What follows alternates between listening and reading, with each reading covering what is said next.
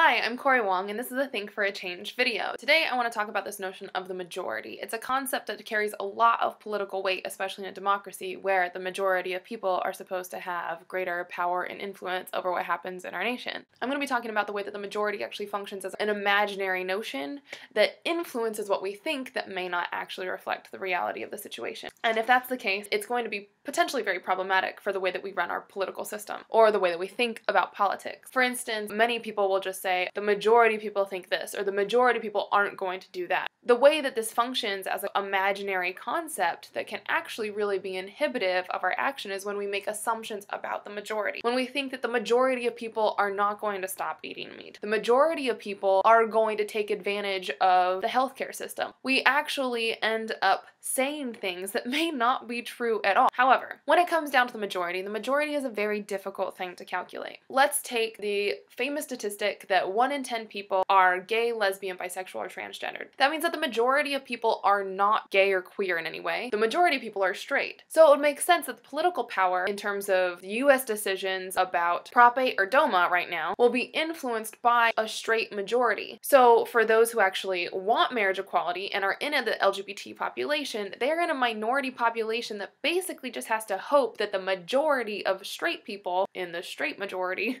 will actually be in favor of supporting marriage equality. That actually takes a lot of political power out of the hands of the LGBT minority and puts it directly in the hands of the straight majority to decide whether or not they can get married and if that's right or wrong.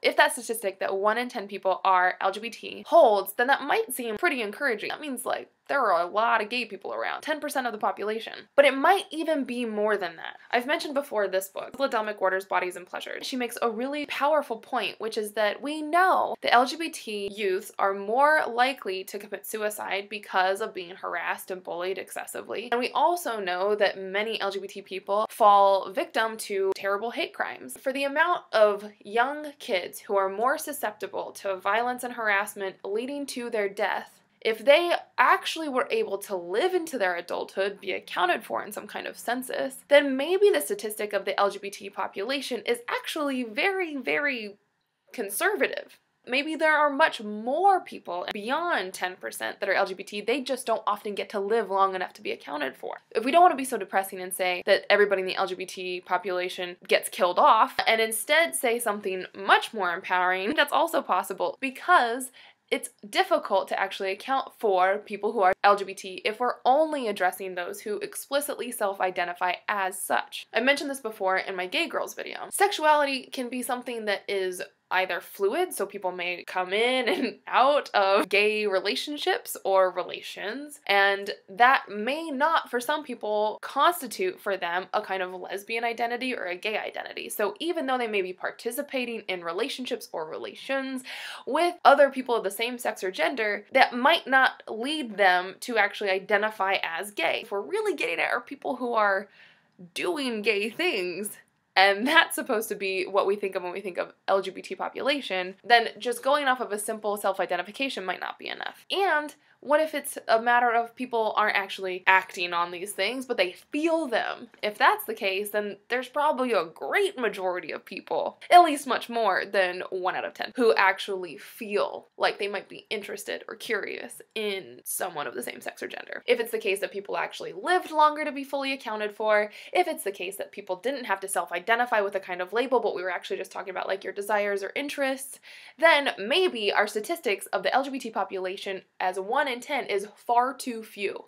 Maybe instead the LGBT population carries much more weight and might even inch up close to being a majority, if not definitely a majority, if we were to acknowledge that, would actually flip the entire political discourse around who has power for determining LGBT rights. This is also happening in the case of race. So the Huffington Post just published an article saying that now, for the first time, the majority of kids under the age of 5 are actually made up of racial or ethnic minority groups. There are less white babies in America than there are are non-white babies. This is actually really fascinating because we often think that America is a white majority. Maybe we can say that's true now, but what this census is telling us is that it's not going to be true for long. By 2043 or whatever, the whole table will turn in terms of who is the racial or ethnic majority in the country. But we don't have to wait for a whole generation to pass in order for the white majority to be leveled out with racial and ethnic minorities, because here's an example from Linda Elkoff's book, Visible Identities. She notes that we have a problem of thinking about race only in terms of whiteness and blackness. If we think only in terms of a black-white binary, it sets up this kind of imaginary dichotomy,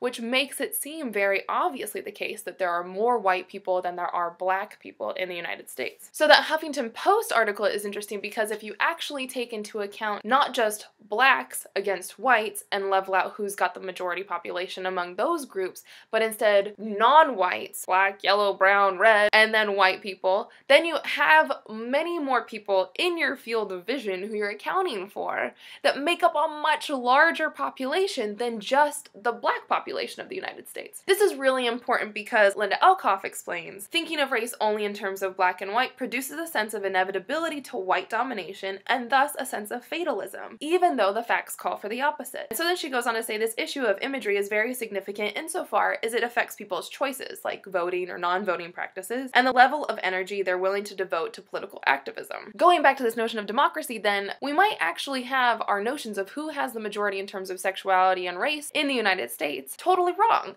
And that means that the people who have been disempowered as being the powerless minority are actually in a position to have quite a lot of influence. What this ultimately amounts to saying is, hey, non-white people, you might actually have the upper hand in this situation, much more than you think you do. Hey, LGBT people, you might not be so much in the minority as people want to make you believe. If that's the case, you actually have more power. But I also acknowledge that this is arguing still for the majority.